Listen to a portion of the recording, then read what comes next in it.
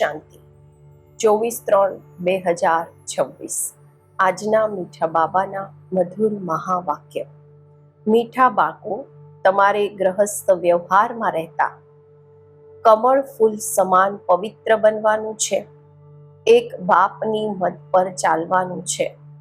કોઈ પણ ડિસસર્વિસ નથી કરવાની। પ્રશ્ન છે, કયા બાળકોને માયા જોરથી પોતાનો પંજો મારે છે? મોટી મંજિલ કઈ છે? ઉત્તર છે, જે બાળકો દેહ અભિમાનમાં રહે છે એમને માયા જોરથી પંજો મારી દે છે, પછી નામ રૂપમાં ફસાઈ જાય છે। દેહ અભિમાન આવ્યું અને થપ્પડ લાગ્યો, આનાથી પદભ્રષ્ટ થઈ જાય છે। દેહ અભિમાન તોડવું આ મોટી મંજિલ છે। બાબા કહે છે, બાળકો દેહી અભિમાની બનો। જેમ બાપ ઓબિડિયન્ટ સર્વેન્ટ છે, કેટલા નિરહંકારી છે એવા નિરહંકારી બનો, કોઈ પણ અહંકાર ન હોય। ગીત છે, ન વ હમસે જુદા હોંગે, ન ઉલ્ફત દિલ સે નિકલેગી। ઓમ શાંતિ। બાળકોએ ગીત સાંભળ્યું। બાળકો કહે છે, બાબા અમે બાબાના હતા અને બાબા અમારા હતા જ્યારે મૂળ વતનમાં હતા। તમને બાળકોને જ્ઞાન સારી રીતે મળ્યું છે। તમે જાણો છો અમે ચક્કર લગાવ્યું છે, હવે ફરી અમે એમના બન્યા છીએ। તે આવ્યા છે રાજયોગ શીખવીને સ્વર્ગના માલિક બનાવવા। કલ્પ પહેલાની જેમ ફરી આવ્યા છે। અત્યારે બાપ કહે છે, હે બાળકો, તો બાળકો થઈને અહીંયા મધુબનમાં નથી બેસી જવાનું। તમે પોતાના ગ્રહસ્થ વ્યવહારમાં રહેતા કમળ ફૂલ સમાન પવિત્ર બનો। કમળનું ફૂલ પાણીમાં રહે છે, પરંતુ પાણીથી ઉપર છે। આ તમારો અનેક જન્મોનો અંતનો જન્મ છે। જે પણ મનુષ્ય માત્ર છે એ બધાને પાવન બનાવવા હું આવ્યો છું। પતિત પાવન સર્વના સદગતિ દાતા એક જ છે, એમના સિવાય પાવન કોઈ બનાવી નથી શકતું। તમે જાણો છો અડધા કલ્પથી અમે સીડી ઉતરતા આવ્યા છીએ। 84 જન્મ તમારે જરૂર પૂરા કરવાના છે અને 84નું ચક્ર પૂરું કરી જ્યારે પછી જડીભૂત અવસ્થાને પામું છો ત્યારે મારે આવવું પડે છે। વચ્ચે તો બીજા કોઈ પતિતથી પાવન બનાવી નથી શકતા। કોઈ પણ ન બાપને ન રચનાને જાણે છે। ડ્રામા અનુસાર બધાને કળિયુગમાં પતિત તમોપ્રધાન બનવાનું જ છે। બાપ આવીને બધાને પાવન બનાવી શાંતિધામમાં લઈ જાય છે અને તમે બાપથી સુખધામનો વારસો પામો છો। સતયુગમાં કોઈ દુઃખ હોતું નથી। અત્યારે તમે જીતે જી બાપના બન્યા છો। બાપ કહે છે, તમને ગ્રહસ્થ વ્યવહારમાં રહેવાનું છે। બાબા ક્યારેય કોઈને કહી નથી શકતા કે તમે ઘર-બાર છોડો, નહીં। ગ્રહસ્થ વ્યવહારમાં રહેતા માત્ર અંતિમ જન્મ પવિત્ર બનવાનું છે। બાબાએ ક્યારેય કહ્યું છે શું કે તમે ઘર-બાર છોડો, નહીં। બાબા કહે છે, તમે ઈશ્વરીય સેવા અર્થ પોતે જ છોડ્યું છે। ઘણા બાળકો છે ઘર ગ્રહસ્થમાં રહેતા પણ ઈશ્વરીય સર્વિસ કરે છે, છોડાવવામાં નથી આવતું। બાબા કોઈને પણ છોડાવતા નથી। તમે તો પોતે જ સર્વિસ પર નીકળ્યા છો। બાબાએ કોઈને છોડાવ્યું નથી।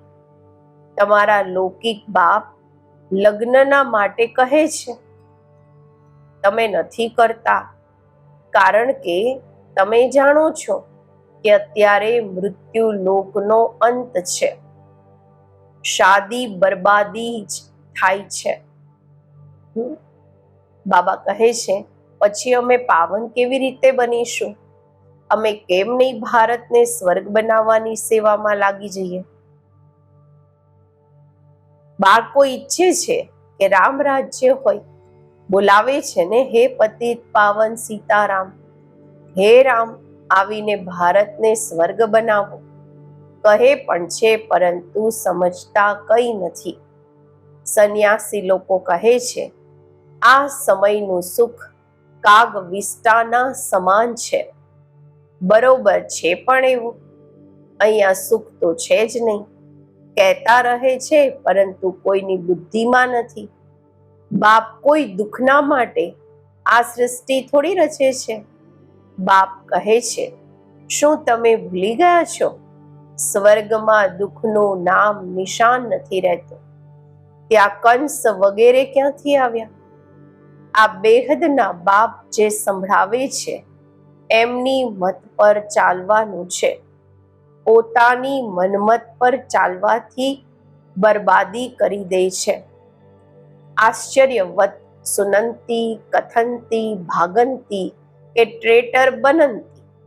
બાબા કહે છે, વિશ્વાસઘાતી બની જાય છે. કેટલા જઈને ડિસર્વિસ કરે છે, એમનું પછી શું થશે? હીરા જેવા જીવન બનાવવાની બદલે કોડી જેવું બનાવી દે છે. પાછળથી તમને બધા પોતાના સાક્ષાત્કાર થશે. આવી ચલનના કારણે આ પદ પામ્યા. અહીંયા તો તમને કોઈ પણ પાપ નથી કરવાના, કારણ કે તમે પુણ્ય આત્મા બનો છો. પાપનું પછી 100 ગણો દંડ થઈ જાય છે. ભલે સ્વર્ગમાં તો આવશે, પરંતુ બિલકુલ જ ઓછું પદ. અહીંયા તમે રાજયોગ શીખવા આવ્યા છો, પછી પ્રજા બની જાય છે. પદમાં તો ખૂબ ફરક છે ને. આ પણ સમજાવ્યું છે, યજ્ઞમાં કંઈક આપે છે તો પછી પાછું લઈ જાય છે, તો ચંડાળનો જન્મ મળે છે. પહેલા આપ્યું ને પછી પાછું લઈ ગયા. બાબા કહે છે ને, ચંડાળનો જન્મ મળે છે. ઘણા બાળકો પછી ચલન પણ એવી ચાલે છે, જે પદ ઓછું થઈ જાય છે. બાબા સમજાવે છે, એવા કર્મ નહીં કરો જે રાજા રાણીના બદલે પ્રજામાં પણ ઓછું પદ મળે. યજ્ઞમાં સ્વાહા થઈને ભાગનથી થાય છે તો શું જઈને બનશે? આ પણ બાપ સમજાવે છે, બાળકો કોઈ પણ વિકર્મ નહીં કરો, નહીં તો 100 ગણી સજા મળશે. પછી કેમ નુકસાન કરવું જોઈએ? અહીંયા રહેવા વાળાથી પણ જે ઘર ગ્રહસ્થમાં રહે છે, સર્વિસમાં રહે છે, તે ખૂબ ઊંચું પદ પામે છે. એવા ઘણા ગરીબ છે, 8 આના કે રૂપિયો મોકલી દે છે, અને જે ભલે અહીંયા 1000 પણ આપે તો પણ ગરીબનું ઊંચ પદ થઈ જાય છે, કારણ કે તે કોઈ પાપ કર્મ નથી કરતા. પાપ કરવાથી 100 ગણું બની જશે. તમારે પુણ્ય આત્મા બની બધાને સુખ આપવાનું છે. દુઃખ આપ્યું તો પછી ટ્રિબ્યુનલ બેસે છે. બાબા કહે છે કે પૂરી કચેરી લાગશે. બધાને સાક્ષાત્કાર થાય છે કે તમે આ કર્યું, હવે ખાઓ સજા. પદ પણ ભ્રષ્ટ થઈ જશે. સાંભળતા પણ રહે છે, છતાં પણ ઘણા બાળકો ઉલટી ચલન ચાલતા રહે છે. બાપ કહે છે, હંમેશા ક્ષીરખંડ થઈને રહો. જો લૂણ પાણી થઈને રહે છે તો ખૂબ ડિસસર્વિસ કરે છે.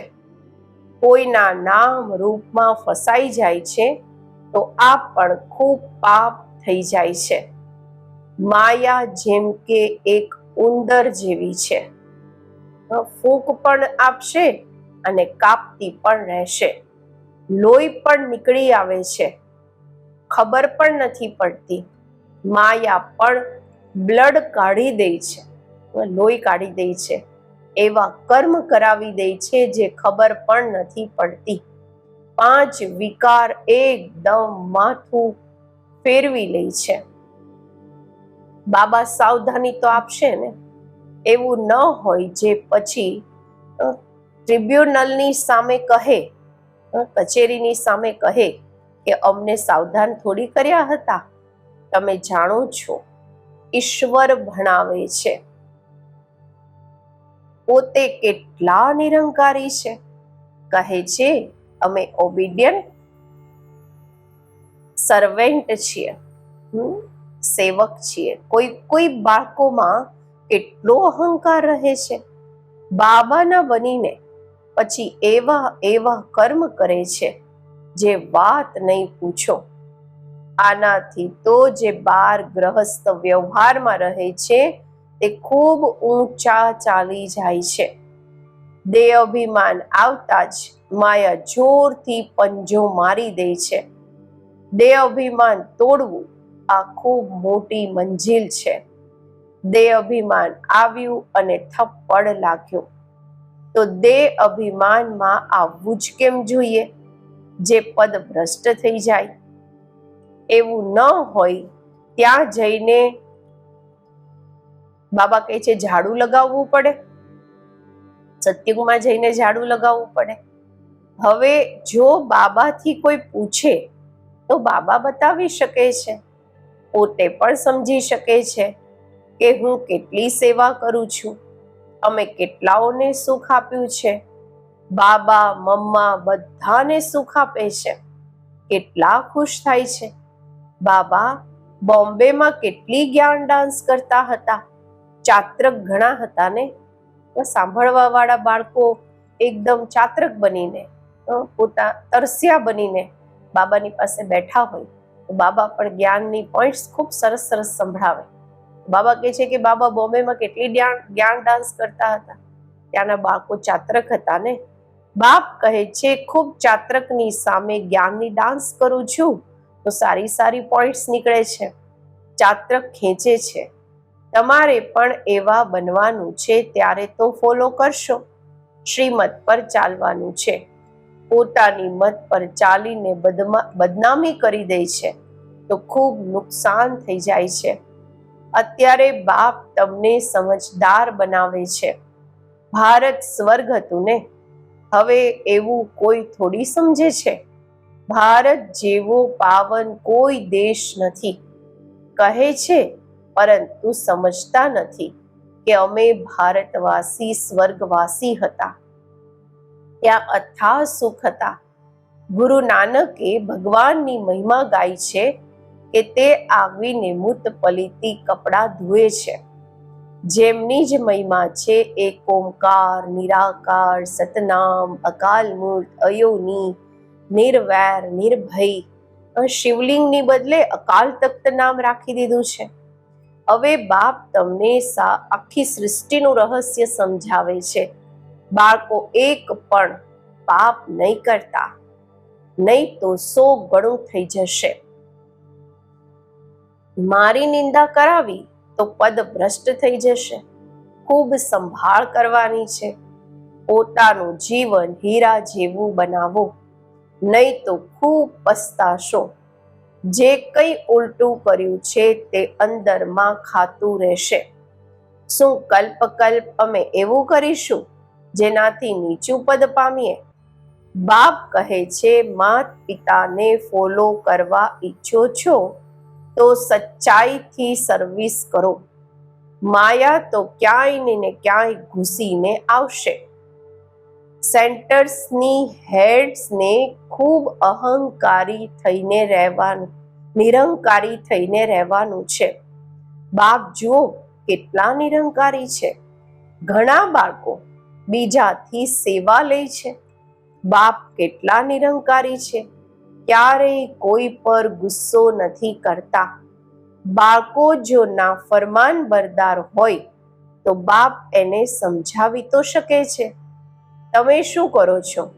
બેહદના બાપ જ જાણે છે. બધા બાળકો એક સમાન સપૂત નથી હોતા. કપૂત પણ હોય છે. બાબા સમજણ આપે છે. ઢેર બાળકો છે, આ તો વૃદ્ધિને પામતા હજારોના અંદાજમાં થઈ જશે. તો બાપ બાળકોને સાવધાની પણ આપે છે. કોઈ ગફલત નહીં કરો. અહીંયા પતિતથી પાવન બનવા આવ્યા છો, તો કોઈ પણ પતિત કામ નહીં કરો. ન નામ રૂપમાં ફસાવાનું છે, ન દેહ અભિમાનમાં આવવાનું છે. દેહી અભિમાની થઈ બાપને યાદ કરતા રહો. શ્રીમત પર ચાલતા રહો. માયા ખૂબ પ્રબળ છે. બાબા બધું સમજાવી દે છે. અચ્છા, મીઠા મીઠા સિકિલધા બાળકો પ્રત્યે માત પિતા બાપ દાદાના યાદ પ્યાર અને ગુડ મોર્નિંગ. રૂહાની બાપના રૂહાની બાળકોને નમસ્તે. આપણે રૂહાની બાળકોના રૂહાની બાપને નમસ્તે. ધારણા માટે મુખ્ય સાર. પહેલું છે, બાપ સમાન નિરંકારી બનવાનું છે. કોઈથી સેવા નથી લેવાની. કોઈને દુઃખ નથી આપવાનું. એવા કોઈ પાપ કર્મ ન હોય જેની સજા ખાવી પડે. આપસમાં ક્ષીરખંડ થઈને રહેવાનું છે. બીજું, એક બાપની શ્રીમત પર ચાલવાનું છે, પોતાની મત પર નહીં. આજનું વરદાન. સેકન્ડમાં દેહરૂપી ચોલાથી ન્યારા બની કર્મ ભોગ પર વિજય પ્રાપ્ત કરવા વાળા સર્વશક્તિ સંપન્ન ભવ. જ્યારે કર્મ ભોગનું જોર હોય છે, કર્મેન્દ્રિયો કર્મ ભોગના વશ પોતાની તરફ આકર્ષિત કરે છે. અર્થાત જે સમયે ખૂબ બાબા કહે છે દુખતું હોય, દર્દ થઈ રહ્યો હોય, એવા સમય પર કર્મ ભોગને કર્મ યોગમાં પરિવર્તન કરવા વાળા સાક્ષી થઈ કર્મેન્દ્રિયોથી ભોગવરાવવા વાળા જ સર્વશક્તિ સંપન્ન અષ્ટરત્ન વિજયી કહેવડાવે છે. એના માટે ખૂબ સમયનો, ઘણા સમયનો દેહરૂપી ચોળાથી ન્યારા બનવાનો અભ્યાસ હોય. આ વસ્ત્ર દુનિયાની કે માયાની આકર્ષણમાં ટાઈટ એટલે કે ખેંચાયેલું ન હોય ત્યારે જ સહજ ઉતરશે. સ્લોગન છે, સર્વને માન પ્રાપ્ત કરવા માટે નિર્માણ ચિત્ત બનો.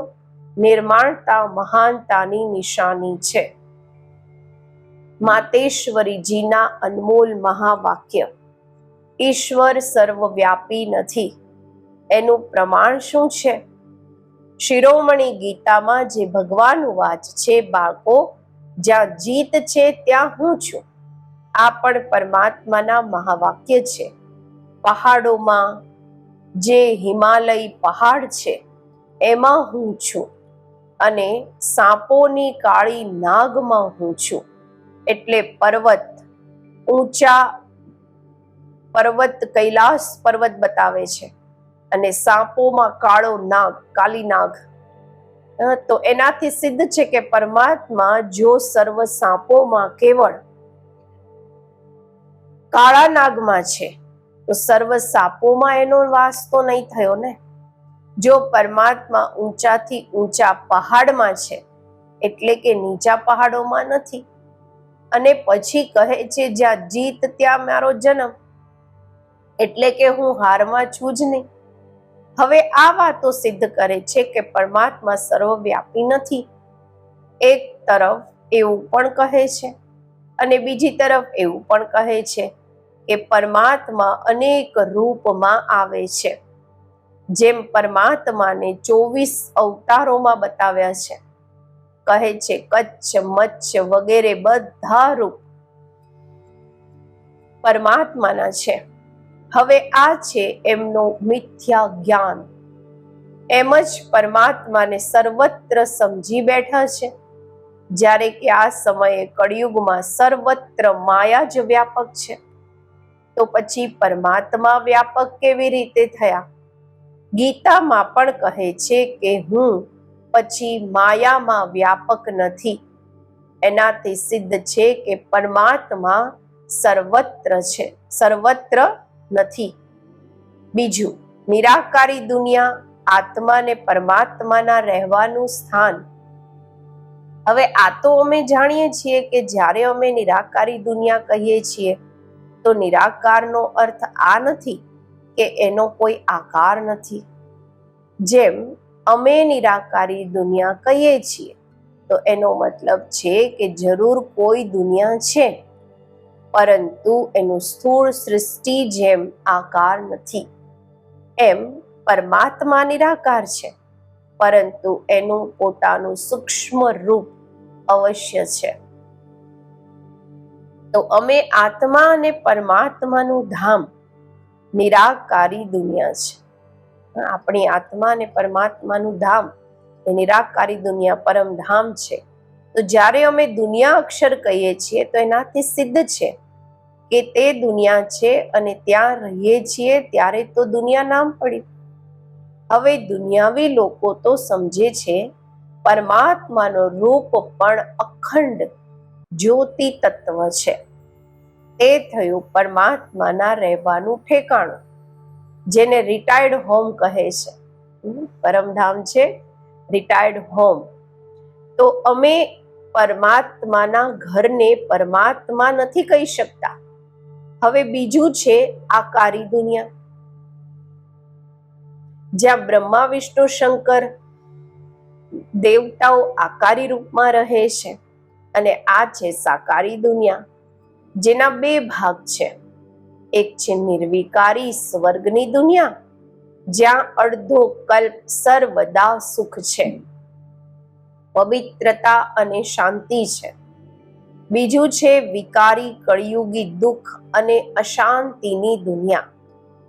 હવે તે બે દુનિયાઓ કેમ કહે છે?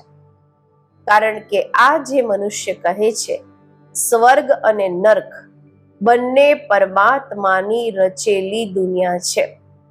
આના પર પરમાત્માના મહાવાક્ય છે, બાળકો, મેં કોઈ દુઃખની દુનિયા નથી રચી.